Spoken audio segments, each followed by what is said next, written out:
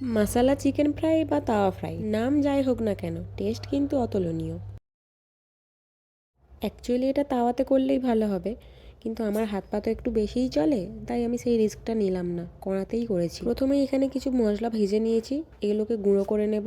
নিয়েছি একটা পেঁয়াজ ও দুটো টমেটো, এগুলো মিক্সিতে পেস্ট করে নেব। কড়াইতে সর্ষের তেল দিয়ে তার মধ্যে দেবো আদা রসুন বাটা। আদা রসুনটা 1 মিনিট মতো ভেজে নিয়ে দিয়ে দেবো জল ঝরানো মাংসটা। এখানে চিকেনের সাথে 2 টুকরো মেটে আর কলিজাও আছে। মাংস আর আদা রসুন একসাথে 5 থেকে 10 মিনিট ভেজে নেব। মাংসের কালারটা যখন চেঞ্জ হয়ে আসবে, তার মধ্যে কিছু মশলা অ্যাড করব।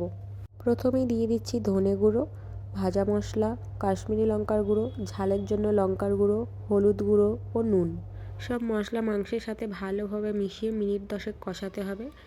তেল ছাড়তে আরম্ভ করলে এর মধ্যে দিয়ে দেবো কারি পাতা, 4টে চেরা কাঁচা লঙ্কা আর পেঁয়াজ টমেটোটা যে বেটে রেখেছিলাম সেটা দিয়ে দেবো। পেঁয়াজের কাঁচা গন্ধ চলে যাওয়া পর্যন্ত কষাতেই হবে।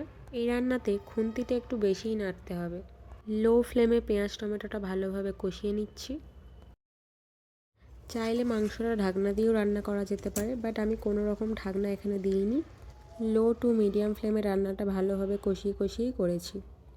রান্না আমার কমপ্লিট। এবার নামানোর পরে ওপর থেকে কিছুটা ধনেপাতা কুচি আর পেঁয়াজ দিয়ে সার্ভ করব।